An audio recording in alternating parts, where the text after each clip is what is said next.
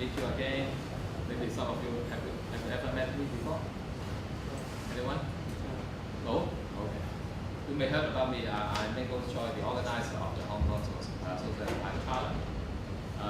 We are glad that this year we have more than 160 teams, around 660 students participating in the competition this year. Today is our first training workshop about creativity. This is also new to our training program because in the past 3 years we only provide some very basic training on business plan writing. But I think from the experience before, I think if you can have training on training your mindset, how to think more creative, then it would be better to help you to equip with a very better idea on social enterprise. So we are glad to invite Mr. Tom Gaddis.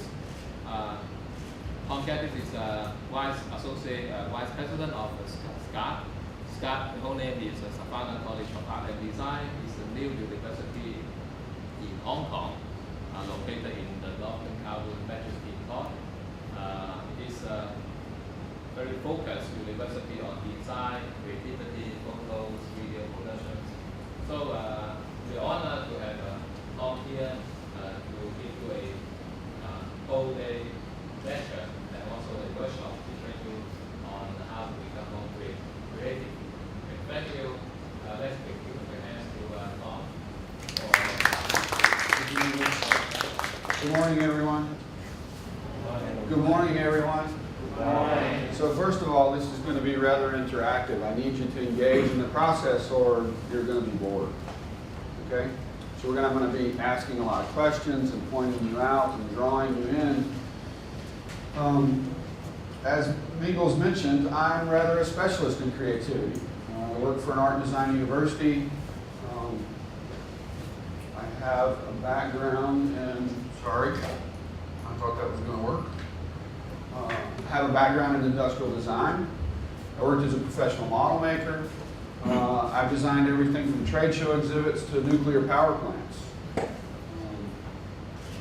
Formerly, before my teaching experience, I had about 10 years in the industry, and then since then another 14 years of teaching other students like yourself how to be creative.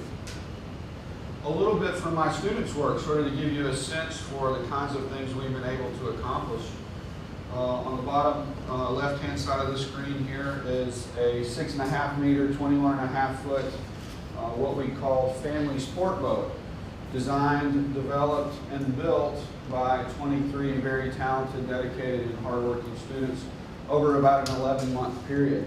Really interesting project, probably the hardest thing I've ever done, but also certainly the most rewarding. And that's me behind the wheel. I was a foot taller and had a lot more hair than him. It was a very stressful project. We've also worked with companies like Freescale. Anybody familiar with Freescale?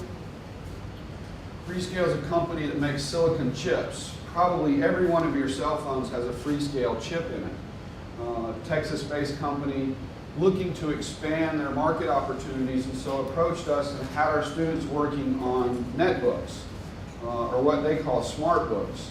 Netbooks of mini laptops, you've seen those forms of them, I'm sure. They really wanted to create something different, something new, sort of redefine the market space, redefine the product category. So on the bottom right of the screen is an example of that.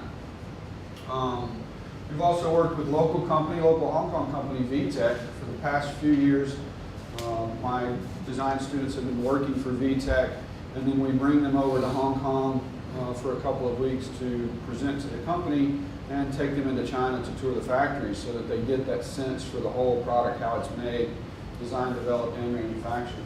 The bottom right, a series of motorcycles that we developed in collaboration with Red Bull. Everybody drink Red Bull? No? You're not familiar with Red Bull? Energy drink? I saw somebody on the train today with one. Energy drink, lots of caffeine. I don't drink it myself. I'm way too old for that stuff. But they asked us to look sort of 10 years into the future. Red Bull sponsors the MotoGP racing series. So we brought in their professional riders to work hands in hands with our students to develop these new motorcycle concepts. And there's two of them actually. You can see another one in the background. The intent is that they're electromagnetic driven, so much the same way the maglev train works. A series of magnets that turn on and off in rapid succession to drive the wheels. And it would really give you two distinct advantages. One would be a consistent power curve, so you don't have to let off the gas, squeeze the clutch, change gears. It would be a consistent power curve with an electric motor. And no fuel tank. Motorcycles of this caliber now hold about 5 gallons of fuel, or about 40 pounds worth of fuel. And as the race goes on and the fuel burns off, the weight changes, and thus the center of gravity of the motorcycle begins to lower, and it changes the handling characteristics. So according to the professional riders, if we can make the weight consistent from the beginning of the race to the end, every time they approach a curve, they can approach it the same way. They're not continuously having to adjust body position and approach to the race course, which is highly fatiguing over a long race. So there's a little bit about my students' work, my background.